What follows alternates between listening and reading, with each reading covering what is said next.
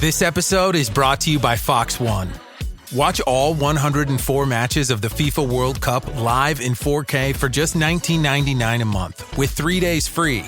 Build your own multi-view, choose up to 3 streams, and follow player spotlights. Stay on top of every moment with live stats, highlights, and instant replays. The FIFA World Cup, streaming live on Fox One. Offers are subject to change. See fox.com for complete terms and conditions.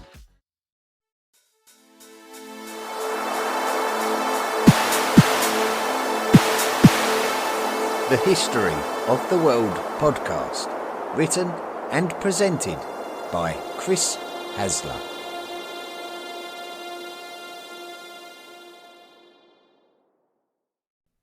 This is a special episode of the History of the World podcast, written for History of the World podcast Illuminati member Nick Kabilafkas. The subject is the Khoisan people.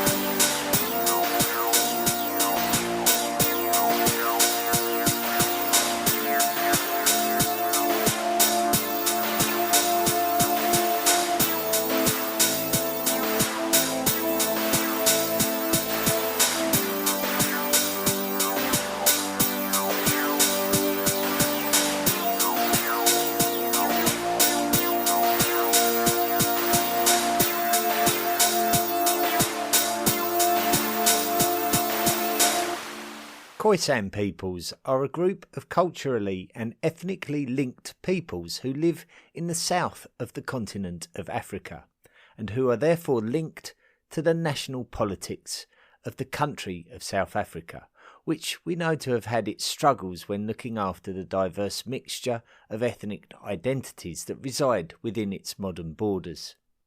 Peoples who are categorised as Khoisan are all too aware of this, and will also feel that the label Khoisan does not necessarily represent their own personal feelings about who they are, with the word Khoisan actually being a portmanteau of the ethnic identity words Khoikhoi and San, who are two distinct cultures of these lands. Due to the fact that they share cultural and linguistic similarities, it has become convenient for outsiders to refer to them as the Khoisan. But let's try to take some time to try to understand who these people are, the history of their cultures, and how the various migrations and politics of the more modern times have shaped them into the Khoisan that we refer to in the modern world. In the modern and developed world, we are fascinated by the cultures of the world around us, and how they link us to aspects of our very being. And the Khoisan cultures are viewed as one of the most ancient cultures on our planet, and are therefore very interesting for those of us who are trying to learn about our past. It is important to point out that this can lead to these cultures being seen as undeveloped and novel by those who look to preserve their elite position of their own ethnicity, and this exacerbates tensions that exist among Khoisan populations who are struggling to have their human rights respected in the same way as other populations. Despite the Khoisan retaining aspects of their ancient traditions and lifestyles, they are as much a part of the modern population of today's world as any other. During the sequence of Volume 1 of the History of the World podcast, we speculated about the nature of relatively recent human evolution and the expansive voids that exist in our knowledge when trying to piece together the timelines and relationships between disparate tribes of human beings, who, due to their evolution in various locations within the continent of Africa, may develop physical attributes common among their populations that may distinguish them from other tribal societies of humans elsewhere in Africa. Some experts speculate that modern Homo sapiens are the result of these disparate populations of humans intermingling and procreating before they would have become too distinct. The study of the populations of Khoisan cultures have led scientists to believe that the modern Khoisan are descendants of a population of humans who did not intermingle with other populations and remained disparate. This has led scientists to suggest that among all of the world's human populations, the Khoisan cultures are the most disparate of all surviving human populations, having diverged from other humans earlier than any other disparate groups, such as those who have evolved in isolation on the islands in the Pacific, for example. With no water barrier between the ancestors of the Khoisan and the rest of humankind, this seems incredible when first suggested. The speculation that the Khoisan are descendants of an ancient isolation of human tribes is certainly evident when looking at their ways of life since their rediscovery by other human populations. Their lifestyles, medicine and artwork, as examples, are much more in relation to those of human populations of millenniums gone by than many other modern societies. Their indigenous African qualities have led to them being afforded similar respect and in some cases disrespect to other indigenous populations of the world, such as Native American Indians, Aboriginal Australians and New Zealand Maori as examples. Although DNA study is sometimes open to interpretation and debate, the Khoisan peoples are closely associated to all humans that can be distinguished as belonging to haplogroup A. Haplogroup A is defined as those humans descended from the earliest variations of humans that did not evolve to become haplogroup BT and its descendants, which diverged around 150,000 years ago, and therefore before modern Homo sapiens are believed to have emerged from Africa and populated the rest of the world. So modern haplogroup A populations are descended from a branch of Africans that diverged from all other humans before this time, which is why they are considered among the most unique and unrelated humans on the face of today's planet. Haplogroup A is the Y chromosomal haplogroup, with the relevant mitochondrial haplogroup in this case being L0. As mentioned before, the Khoisan cultures of Africa are a collection of cultures that share similarities and as such have been grouped together for the convenience of modern reference. Among the distinguishing physical factors of Khoisan peoples are the light black skin, which appears distinct from the skin colour of the darker black Bantu peoples who reside in large areas of the southern half of Africa. Khoisan populations tend to have tightly curled black hair, which is referred to as resembling peppercorn. Khoisan populations tend to have epicanthic folds on their eyes, which is a typical eye feature of most Far East populations, such as Chinese people, and is something that gives them their distinct look. Khoisan populations tend to display high cheekbones. The former South African President Nelson Mandela's face shape is somewhat typical of Khoisan face shapes and has led speculation as to whether he had an element of Khoisan ancestry in his bloodline.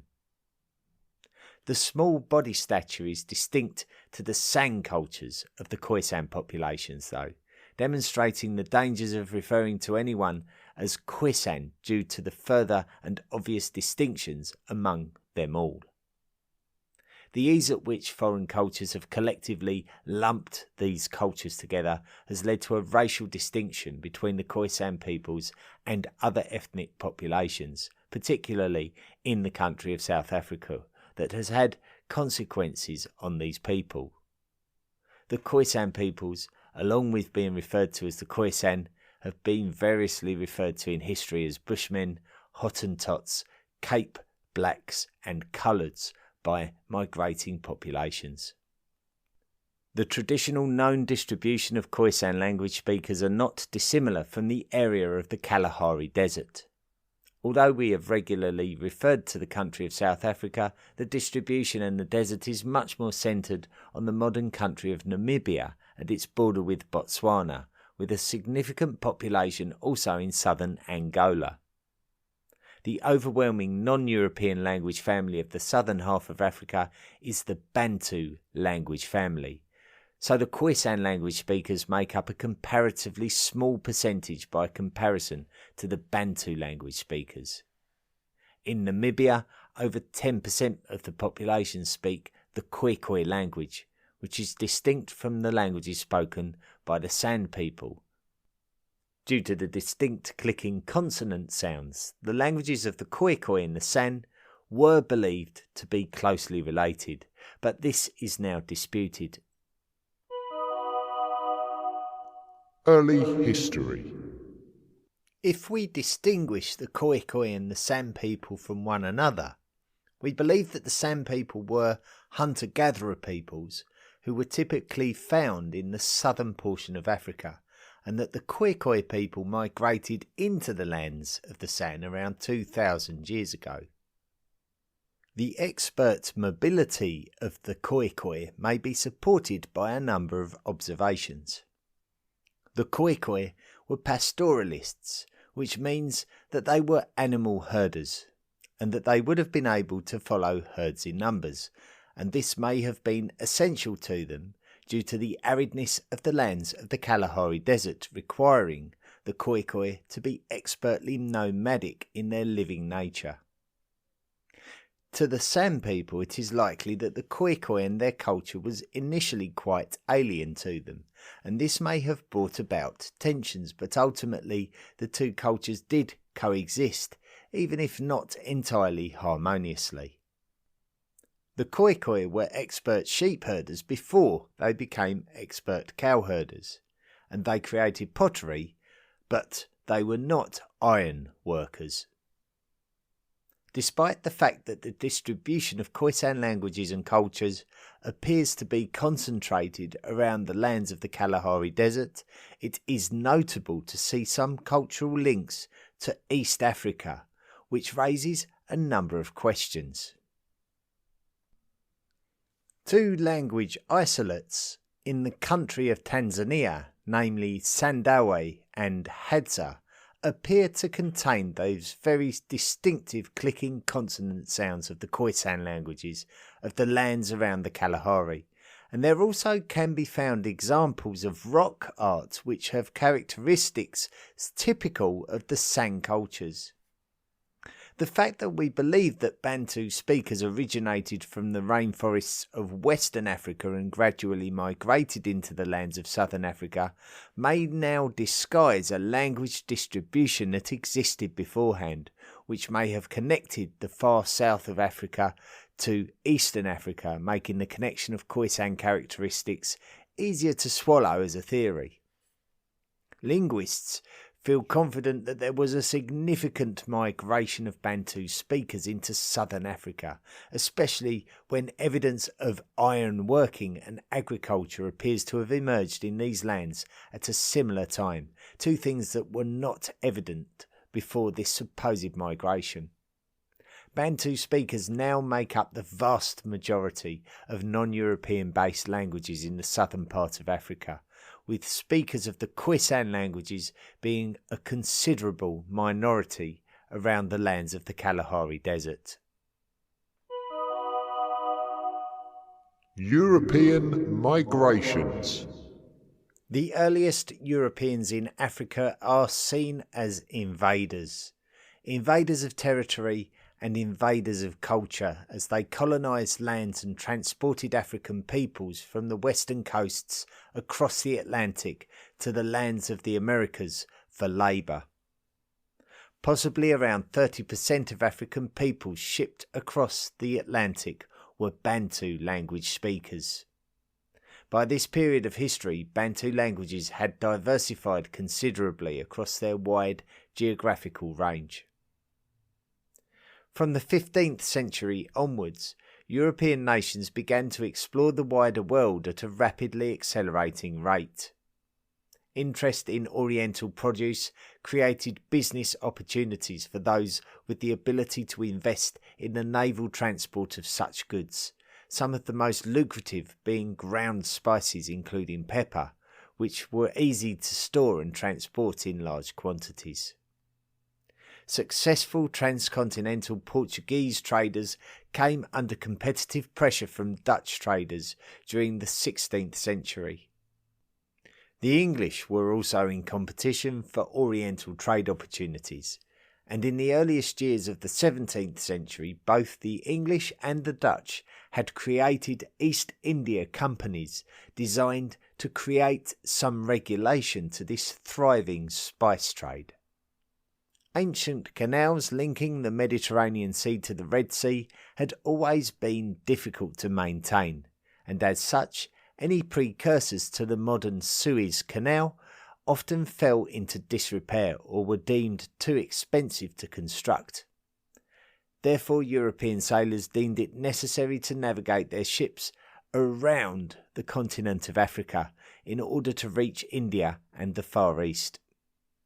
The naval journey would be long and arduous, so the Dutch established an outpost at the Cape of Good Hope, a small peninsula of land jutting out from the southern coast of Africa. This would become a place for rest and resupply for the Europeans. The indigenous peoples that the Dutch encountered here were the Khoisan cultures. These cultures would have first been discovered by the first Portuguese explorers over 100 years earlier. Dutch naval traders noted the style of language being spoken by the indigenous population as containing the clicking sounds that were somewhat unique to the Khoisan languages. It was due to this style of speaking that the Dutch referred to these Khoisan peoples as Hottentots, and they would interact often by trading tools for animals. The Khoisan peoples were still very mobile due to the fact that they were still practicing pastoralism, so sometimes the Dutch would encounter an abundance of Khoisan people, while other times they would encounter very few.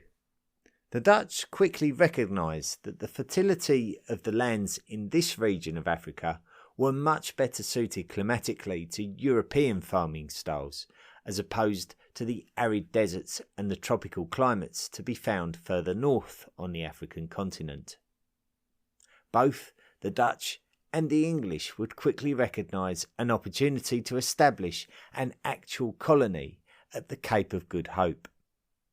The Dutch were the ones to invest significantly in the establishment of a colony during the 1650s, and although there was a trade relationship with the Khoisan were very concerned about the Dutch intentions to take more land and more natural resources for themselves, which meant that they were reluctant to offer manpower to the Dutch, which was required in order to make the colony a success.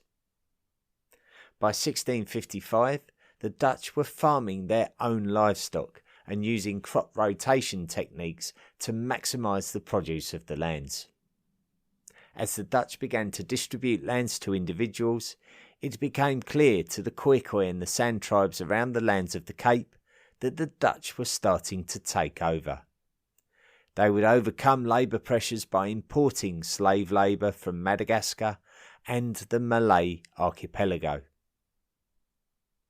The Khoisan peoples referred to as the Hottentots and the San people referred to as the Bushmen created an alliance against the Dutch settlers and began to raid their lands and steal their livestock.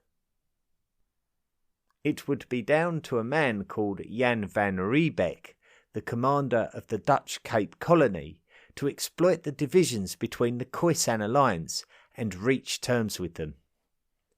The terms were not really favourable for the Khoisan, with the Dutch insisting that the lands of the Cape Colony were now the spoils of war, even though it was recorded that the Khoisan had claimed their homelands to have been forcibly and unfairly taken from them by the Dutch, questioning how the Dutch would feel if the Khoisan started doing the same thing back in Holland. The Khoisan were being told that due to the actions of their raiding parties that the Dutch now had legal freedom to take whatever lands they pleased. So the Dutch spent the coming decades importing more slave labour and increasing the population, and in turn increasing their land coverage by expansion. The Khoisan would periodically oppose Dutch expansion, but despite their ability to create difficulties for the Dutch, the Khoisan would tend to be overpowered by the advanced abilities and weapons that the Dutch possessed. In the year 1713, a Dutch ship docked at the Cape of Good Hope, but the crew of the ship had been affected by an outbreak of smallpox. The crew's linen was taken ashore to be washed, but the disease began to spread throughout the colonialists and their slaves. Eventually the smallpox would spread to the Khoisan populations, and reportedly having devastating effects on them due to a general lack of physical defences against the disease among the Khoisan. It's the smallpox that is said to have significantly diminished the Khoisan people's numbers, and consequentially their influence over the lands in contact with the Cape Colony, although some experts say that it was just something that sped up the inevitability of Dutch suppression of the Khoisan and their lands. From this point on, the Khoisan cultures would not be able to significantly impact the affairs of the European settlers. Those Khoisan peoples who were not integrated into the Dutch workforce dispersed into the countryside and went back to the more traditional methods of living, such as hunter-gathering. In the meantime, the Dutch population was growing, and new settlers would need to look for their own fortunes away from the well-populated Cape. This meant that Europeans were now looking to the lands formerly occupied by the Khoisan for their own livelihoods, but due to the barrenness of the landscape, agriculture was not an option. So now Dutch settlers, not able to occupy the fertile lands near the Cape, were turning to pastoralism and hunter-gatherer lifestyles themselves. These new Dutch farmers would need to remain mobile to maintain this way of life, and were therefore referred to as trekboers, effectively Dutch for wagon farmers. As the 18th century rolled on, tensions between the Khoisan and the trekboers, who were encroaching on Khoisan lands, became fraught with danger of conflict. Those Khoisan who were not killed were integrated into the trekboer tribes, where they would be used for slave labour, but some would also inevitably contribute to the future bloodlines through procreation. After the British captured the Dutch Cape Colony in the early 19th century, the trekboers of the lands referred to as the interior were among the Dutch descendants who were now defending their rights against new British rules and laws. The trekboers would be among the ancestral classes of the Boers of South Africa, who were essentially the descendants of all of the free burghers of the Dutch Cape Colony.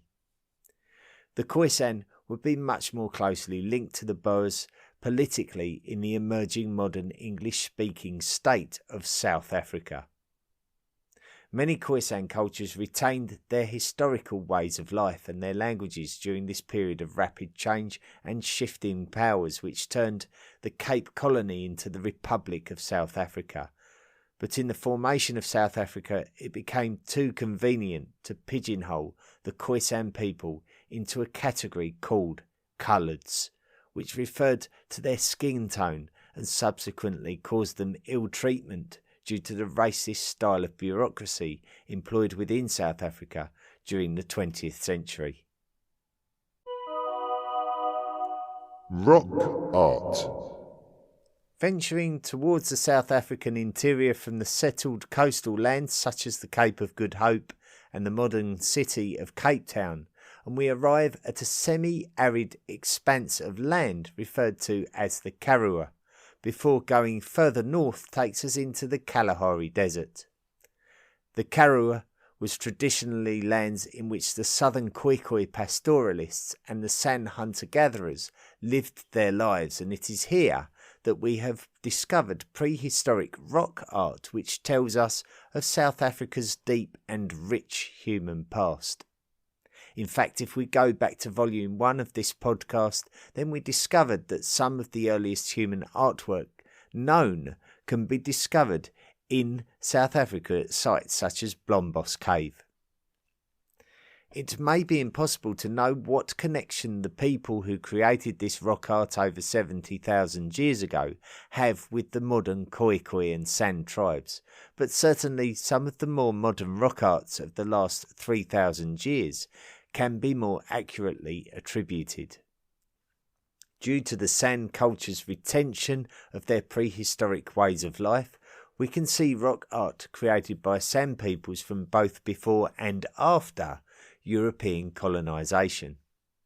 San rock art depicts that very common nature of prehistoric humans to have a very profound regard for the wonder of the natural world, and the feeling of there being some deeper meaning to everything, with depictions of anthropomorphic shamans who San people may have felt could connect them to the spirits who guided and influenced life on Earth. The animals of the planet may have had a sacred significance to the San people, as they were frequently depicted in their rock art, with the eland antelope and the mantis insects having particular significance. It is speculated that San rock art was produced by people who had consumed hallucinogenics and therefore assumed a trance-like state which they may have believed gave them a connection to the spiritual world. It is interesting to speculate about the fact that the anthropomorphic figures depicted may represent hunters disguised as animals in order to be able to approach prey animals easier. This reminds us not to get too carried away in our thoughts of just blindly assuming that every piece of rock art that depicts a human with an animal's head has to be a shaman. The fact that some of the rock art depicts humans with modern clothing, guns and wagons gives us an insight into the San way of life prevailing in the colonial era, as we can safely assume that we are seeing images of aggressive trek boas and their European successors encroaching on San territories. Medicine.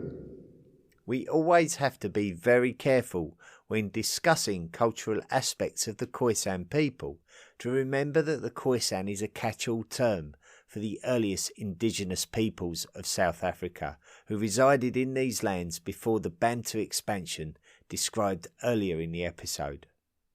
The Khoisan, as already mentioned, are all of the distinct Khoisan and San cultures who have a wide range. Their cultures have been somewhat protected by their expertise to live in the semi-arid environments and their constant marginalisation by immigrants to their lands over the centuries. So the Khoisan peoples share a deep pride in their beliefs and traditions, which serve them more loyally than any foreign culture has. It would be easy to dismiss some of the Khoisan traditions as being typically prehistoric and animistic, but that doesn't necessarily do justice for their traditions. We can certainly cite similarities to the animistic and shamanistic traditions of world history, but it's thanks to the work of individuals such as Dr. Chris Lowe, an undergraduate and postgraduate from the University of Oxford, who has worked closely with many Khoisan societies, that we have a deeper understanding of these cultures which seem distant from the understandings of the more developed world. Khoisan traditions seem to develop from the notion of there being a form of abstract energy that determines wellness. Although this energy cannot necessarily be seen, it can be influenced by a number of factors. If this energy is misplaced or in the incorrect abundance, it can cause illness.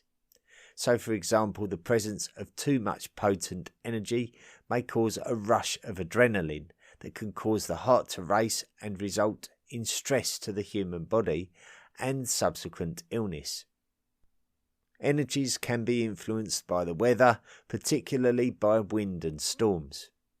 They can also be influenced by massage, which can move energies to the correct parts of the body and in the correct proportions. It can also be influenced by trance dancing, With the use of hallucinogenics, we are aware that the San tribes attempt to heal each other by carrying out this ritual, which may be a means to reach out to their dead ancestors to harness their wisdom.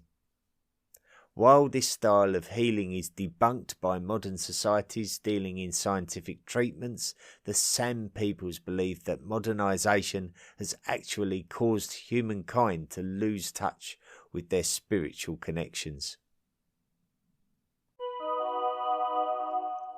Language. The characteristics of Khoisan languages are highlighted to the modern ear by the use of clicking consonant sounds, which are absent from the vast majority of the world's modern languages. In fact, the use of these consonant sounds demonstrates a high level of vocal and oral dexterity due to the fact that the clicking sounds are produced at the front of the mouth. Of course, we do find clicking sounds in the other languages of the world, including English, such as with the letter K. The English letter K is an aspirated click in the back of the throat, which gives it a much more common sound. The Khoisan clicks are much more unusual. The Khoisan language, which is spoken by 10% of the population in Namibia and also spoken in some parts of Botswana and South Africa, demonstrates 4 click sounds, which are created at the front of the mouth and can all be demonstrated in the sentence Im, U, Ab, Ah, which is a Khoisan suggestion to go to dance. Due to the fact that I do not and have never spoken in the Khoisan language, my rendition is likely not going to be a good one, but it does provide a general idea of the uniqueness of the sounds at least. Modern identity. Those descendants of the Khoisan and the San who live in isolation from modern societies and their modern ways of life are not necessarily left alone to live off the lands that they consider to be their ancestral right to live from. In Botswana, there has been a considerable effort to relocate some San tribes from their homes. For those peoples of the San tribes, this severs their connection to their ancestry. Their forefathers are buried in the lands that they live in, and each generation is brought up to learn how to hunt and forage in those particular barren lands. The expertise and knowledge of survival in the lands that they and their mothers and fathers and their grandmothers and grandfathers before them survived on gives their life meaning and is the fabric of their existence. Members of the governing class of Botswana will argue that they are trying to improve their lives by modernising their living conditions. During the 19th century, those few remaining descendants of the Khoisan who lived within the Cape Colony lost most of their lands to those who lived around them, including Bantu language-speaking Africans, Boers who had descended from the Dutch migrants who were forced into the interior by the British, and indeed the British settlers themselves, who would ultimately become the people who would rebel against the United Kingdom and form the independent Republic of South Africa. During the earliest years of independent South Africa, the minority white governors installed a system of apartheid which denied black South Africans human rights allowed for the whites, a system condemned by many other countries who looked to cut off South Africa from the rest of the world during the 20th century until it reformed. During this period, black South Africans were demanded to live in separation, but as for those who identified themselves as Khoisan, they were identified not as black, but as coloured. Coloured people, including Khoisan and San peoples, but also any mixed race descendants of Boers and imported slaves, and even Africans and other Europeans. Coloureds were created to contain all of the diverse groups that were not white or black. In the modern age, apartheid has been officially ended, and black South Africans are now reclaiming the rights that they had lost during the 20th century. but the coloured seem to be comparatively forgotten in this wider picture, and Khoisan even more so, as they are a small minority of the coloured communities. The Khoisan languages, including Nama and the San languages, are not even recognised among the 11th official languages of South Africa. In Cape Town, many coloured communities are marginalised and even relocated from places that they lived. Some ethnically Khoi people within the coloured communities even began to see themselves as coloured, feeling shame for their Khoi identity and the way that they were treated even within coloured communities. For those who are proud of their Khoi ancestry, they are reminded that their ancestors respected ancestry as a part of the very being of Khoi identity. So now there is a definite movement for those ethnically Khoi people to begin to remind South Africa that they are the true Aboriginal people of the lands that they all live in today. Now, their biggest obstacle is themselves, as they struggle to identify a central authority who combined the most ancient culture alive on the planet to head towards a common goal in the modern world that they now have to survive in.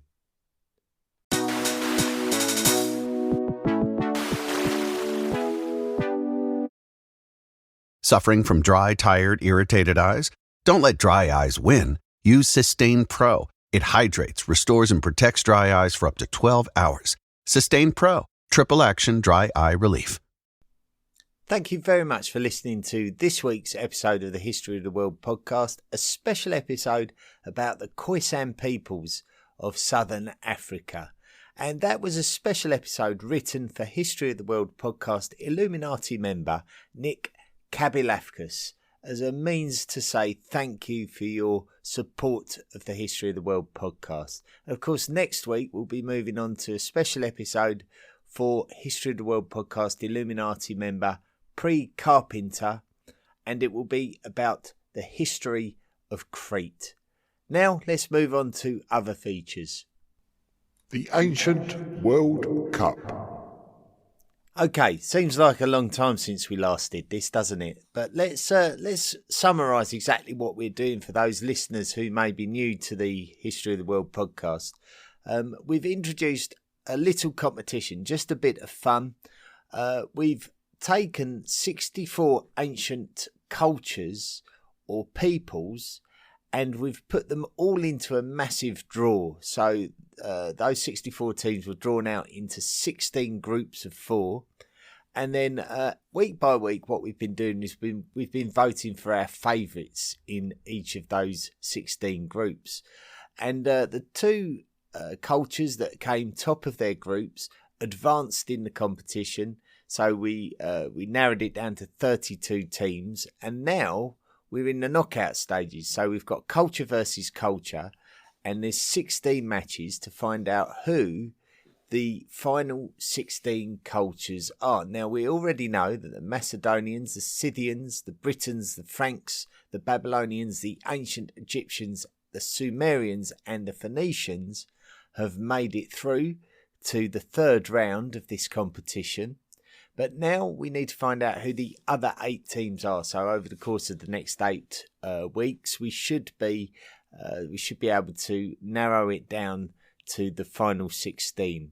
Now, the first match will be match number 9 of the round of 32, the second round of the competition, and it will pit the Romans up against the Kushites. So with the Romans, of course, we're referring to classical Rome and the Western Roman Empire. So the Roman Republic and the imperial movement of the Roman Republic that conquered Carthage and then took over the Italian peninsula, crushed the Macedonians and took over all of the Greek-speaking lands of the Balkan Peninsula, and then marched on into the Asian lands and gave great headaches to the Persians in their heyday under Trajan and Hadrian when it was the Roman Empire. And of course, later on, of course, the Roman Empire did collapse over time, but of course not before it had really made a considerable impact on the known world, and culturally the advancements were considerable, and of course they were really fundamental to the proliferation of the Christian church. So that's the Romans, and then of course the other their opponents are the Kushites, who come from the Upper Nile, southern Ethiopia and northern Sudan.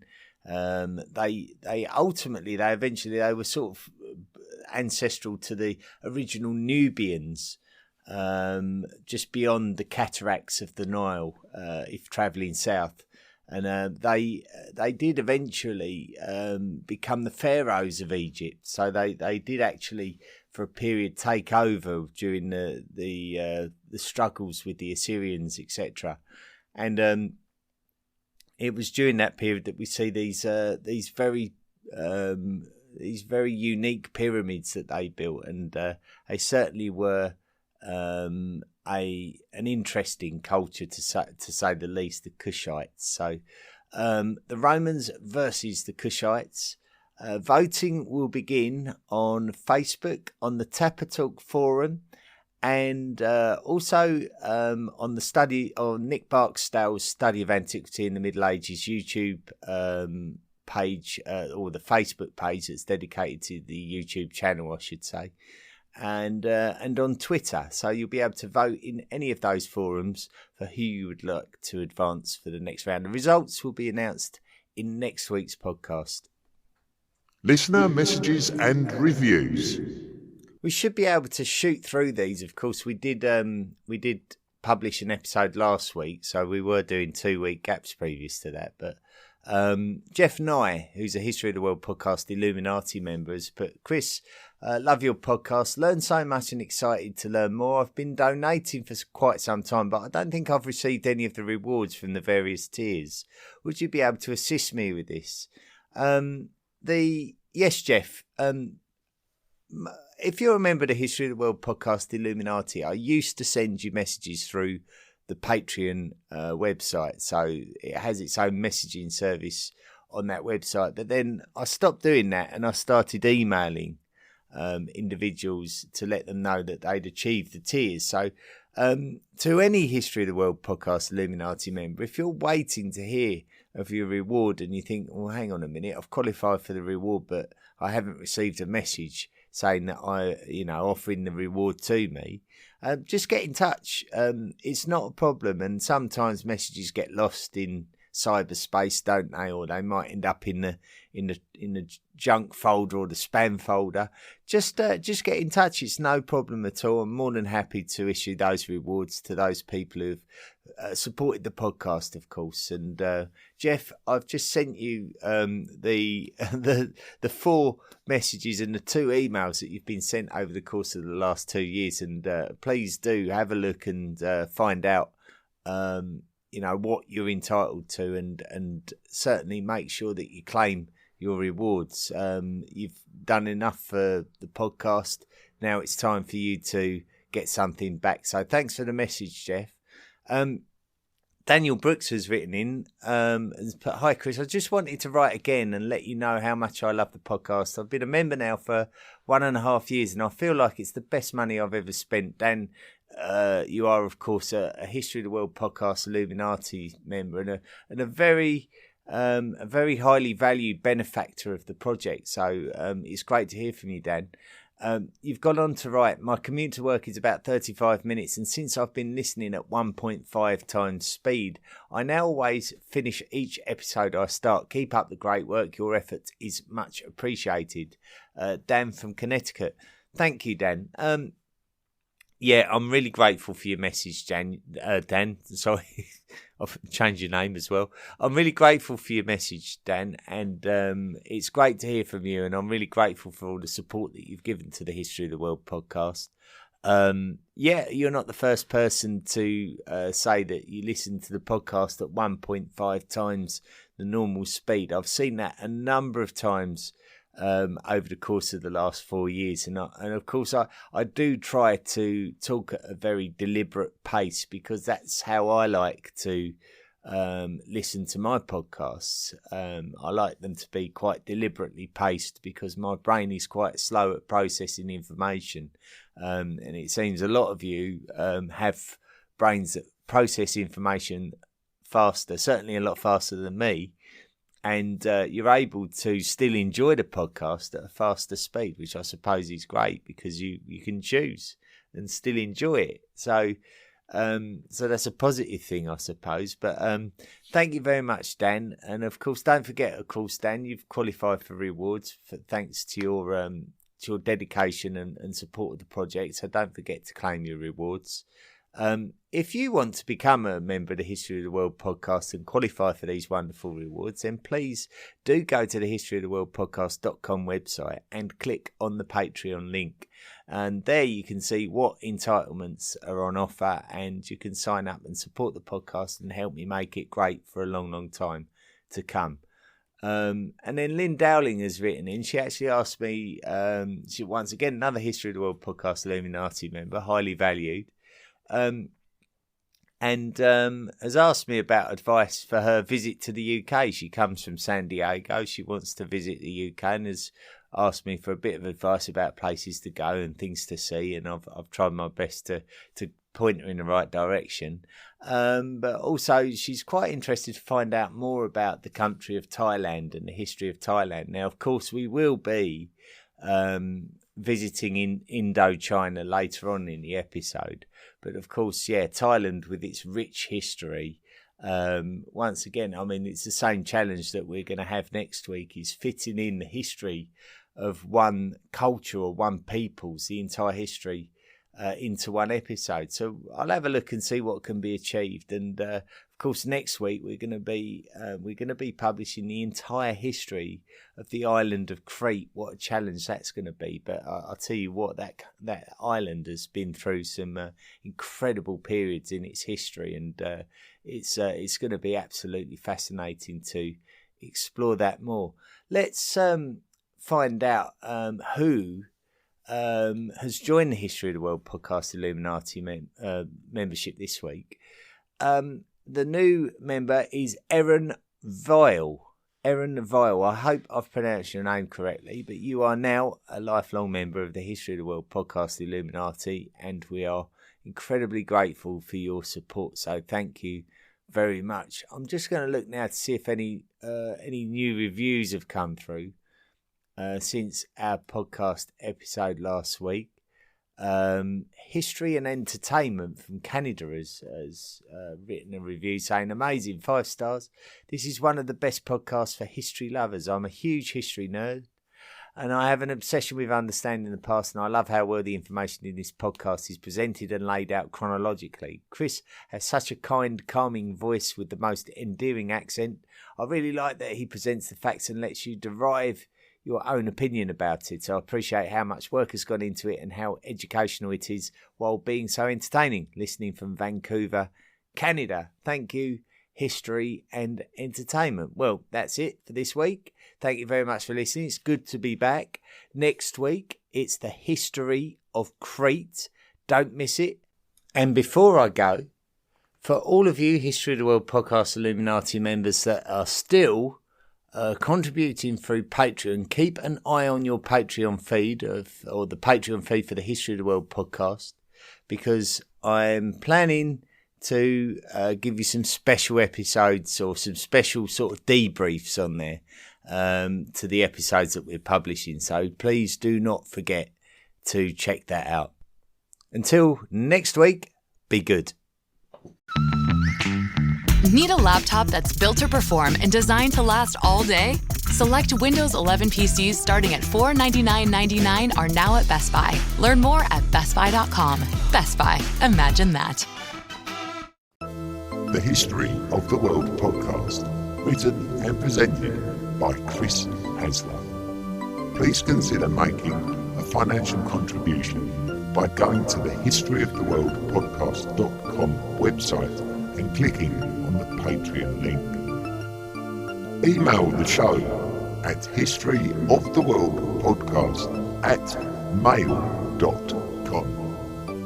And don't forget to join our social media at Facebook, Twitter, Instagram and Tumblr. See you next time.